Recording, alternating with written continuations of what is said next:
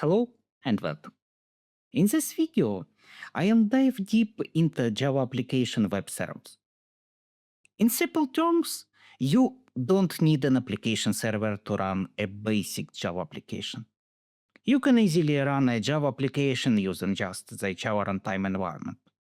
But when you're working on more complex applications, especially web applications, that's where a Java application server becomes essential. Java applications that serve HTTP requests need a way to handle them. A Java application server like Apache Tomcat or WildFly provides the necessary components like servlets and GSP support to process HTTP requests. Without a server, you'd have to build this HTTP handling yourself, which is both inefficient and error prone. Java application servers provide an environment to deploy your application in a standardized way. They follow the Java Enterprise environment or microprofile specifications, which means they come with built-in support for things like transactions, security, messaging, and persistence, etc. If you try to implement all of this on your own, it's not only a massive amount of work, but also hard to maintain and scale.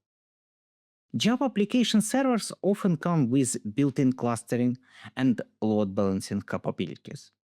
For example, if you're building an application that needs to handle millions of requests on multiple instances of your application, using a server like WildFly or WebLogic can simplify scaling and failover. Java applications that require complex interactions, like GMS for messaging or EGBs for business logic, needs specialized features that Java application servers provide out of the box. Without a server, you'd have to write or configure everything yourself, which would, let's say, slow down development and introduce potential bugs. Java application servers often come with security frameworks built in, such as role-based access control, SSL/TLS management, and authentication mechanism. These are crucial for securing Java applications, especially in multi-user or enterprise environments. So, do you need one? If you're building a small-scale application or microservice that doesn't require enterprise features, you can definitely run your application with something lightweight like Jetty or Tomcat, which is more of a server container than a full Java enterprise server.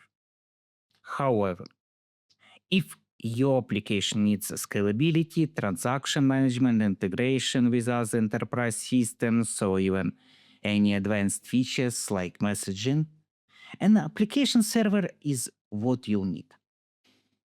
Next great question is, why are there so many Java application servers?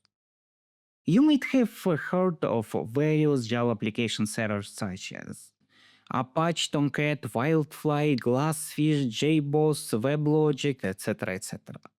So, why so many options?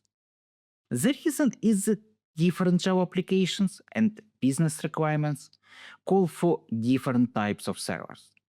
Some servers are lightweight and specialized for handling HTTP requests and servlets like Tomcat, while others offer a full Java enterprise environment with enterprise features like WildFly, GlassFish, or WebLogic. The diversity exists because each server offers different levels of scalability, flexibility, and enterprise support. The choice between them depends on the complexity of your application, the need for specific enterprise features, and the resources available for managing the server. So, Which one should you choose? Just a simple, brief explanation of this topic. When it comes to choosing the right Java web server, the decision largely depends on the scale and complexity of your application, as well as your specific needs. For example, if you're building a small to medium web application and they need a straightforward solution, Apache Tomcat is great choice. It's lightweight, fast, and easy to configure. While Tomcat doesn't support the full Java enterprise stack, it's perfect for applications that just need a servlet container to process HTTP requests. So, if you are focusing on serving web pages with servlets and JSPs, Tomcat is often all you need. However, if you are working on a full-fledged enterprise application that requires advanced features like transaction management, message queues, or enterprise beans, then a more robust server like WildFly or GlassFish is the better option. The servers offer complete Java enterprise support and can handle large-scale mission-critical applications. WildFly, for example, is fast, flexible, and highly scalable, making it a solid choice for both small and large enterprises. GlassFish, being the official reference implementations of Java Enterprise, is excellent for testing and ensuring compliance with Java Enterprise standards. But its performance may not match WildFly in production environments. If your focus is on high availability and enterprise-grade support, especially for applications that need to integrate with complex legacy systems, WebLogic might be what you need.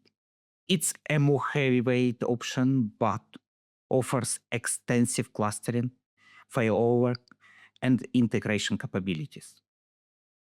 However, it comes with a commercial license, making it more expensive than open source alternatives. For modern cloud-native architecture, you might want to consider Jetty or Undertow.